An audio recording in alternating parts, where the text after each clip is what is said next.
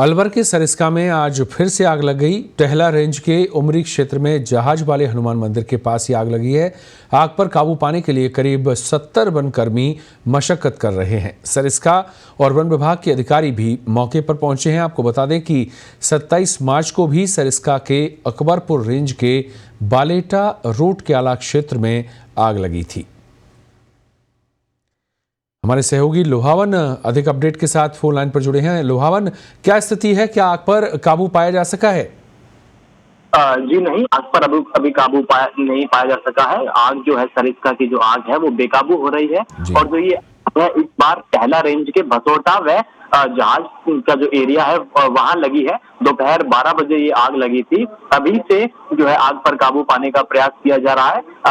सूचना के मुताबिक कि जो आग है 3 पहाड़ियों तक फैली है और सरिस्का के अलावा अन्य रेंजों के जो वनकर्मी हैं उन्हें बुलाया गया है। तकरीबन 70 से 80 वनकर्मी दोपहर से इस आग पर काबू पाने का प्रयास कर रहे हैं, लेकिन अभी तक आग पर काबू नहीं पाया जा सका है।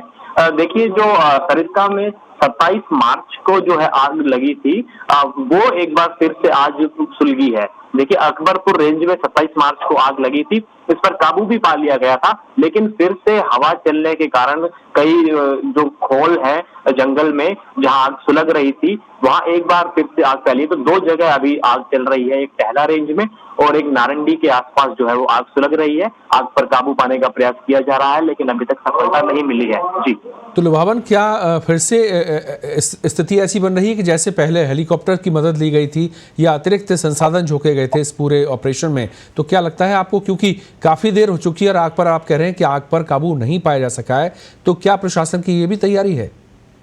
जी बिल्कुल, प्रशासन जो है एक बार फिर से तैयारी कर रहा है कि सेना से या अन्य रेंजों से मदद ले सके, लेकिन अभी तक आज रात तक जो है वन विभाग के जो कर्मचारी हैं वो आग पर काबू पाने का प्रयास करेंगे। और अभी सरिस्का के जो अधिकारी हैं वो अलवर के प्रशासनिक अधिकारियों से इस मामले को लेकर बैठक कर रहे हैं। वो बैठक में जो निर्णय निकल कर आता है तो उसके मुताबिक आगे सेना के हेलीकॉप्टर फिर से मंगाने की जो अगर बात सामने आई तो उन्हें मंगाया जाएगा, क्योंकि ये जो आग लगी है वो ये घने जंगल के बीच लगी है, टहला रेंज में लगी है। यहाँ जो है पहाड़ियां हैं वो भी काफी ऊंची है, खड़ी पहाड़ियां हैं। जो है दमकल बुलाई गई थी, लेकिन अंदर जो है पहाड़ी क्षेत्र होने के कारण दमकल से आग पर काबू नहीं पाया जा सका है। वनकर्मी अभी भी पारंपरिक तौर पर डंडों से पीटकर या फायर लाइन खींचकर आग पर काबू पाने का प्रयास कर रहे हैं, लेकिन आग फिलहाल बेकाबू है। तो इसकी भी संभावना है कि एक बार फिर से वायुसेना की मदद ली जा सकती है और हेलीकॉप्टर बुलाकर इस आग पर काबू पाने का प्रयास किया जा सकता है। और वन्य जीवों की अगर बात करें तो पिछला जो घटनाक्रम रहा उससे लेकर आज तक की क्या कुछ अपडेट वन्य जीवों को लेकर मिल पाई है? क्या इस दावानल में वन्य जीवों को नुकसान पहुंचा है?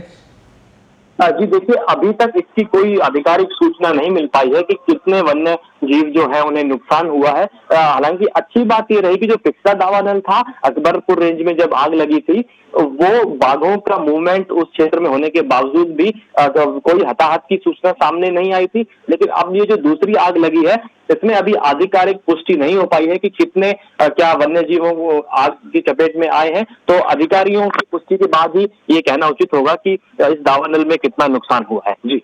और वन संपदा को वन्यजीव सुरक्षित हैं एक तरह से ये माना जा सकता है, क्योंकि आधिकारिक रूप से इसकी पुष्टि नहीं हो रही है कि नुकसान पहुंचा भी है या नहीं। वन संपदा को भी खासी तादाद में नुकसान यहां पर पहुंचा है। तो क्या लोहावन, आपको लगता है कि प्रशासन ने इस पूरे घटनाक्रम से कोई सबक लिया है और आगे इस तरह की स्थिति नहीं बने उसको लेकर भी अतिरिक्त संसाधन मुहैया कराए जा रहे हैं? क्योंकि सरिस्का वन क्षेत्र काफ़ी ख्यातनाम है और बड़ी तादाद में यहाँ पर वन्यजीव भी हैं, तो ऐसी स्थिति फिर नहीं हो, क्योंकि दूसरी बार ये स्थिति बन रही है। जी निश्चित तौर पर जो सरिस्का जो है नाम है, पूरे विश्व में इसकी पहचान है, लेकिन जो यहाँ पर तमाम संसाधन और सुविधाएं हैं वो के बेहद ही निम्न स्तर की है। राजस्थान पत्रिका की ओर से भी 2019 में अभियान चलाया गया था कि जो सरिस्का की वन संपत्ति है वो आग जल्दी पकड़ती है, यहाँ पर सुविधाएं होनी चाहिए, लेकिन अभी तक यहाँ केवल पारंपरिक जो संसाधन है पेड़ के पत्तों से या लाठी डंडों के मदद से ही आग बुझाई जाती है।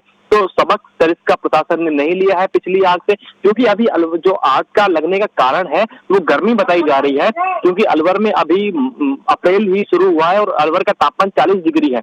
इस गर्मी में जंगल में आग लग रही है, तो आगामी तापमान जब गर्मी अपने चरम पर रहती है, पीक पर रहती है, उस समय 48 डिग्री तक पहुंच जाता है। तो आगजनी की घटनाएं संभावना है कि आगे भी हमें देखने को मिलेगी। ऐसे में अगर वन विभाग कोई प्रयास नहीं करता है तो आगे के जो हालात है वो और चिंताजनक होंगे। जी सर।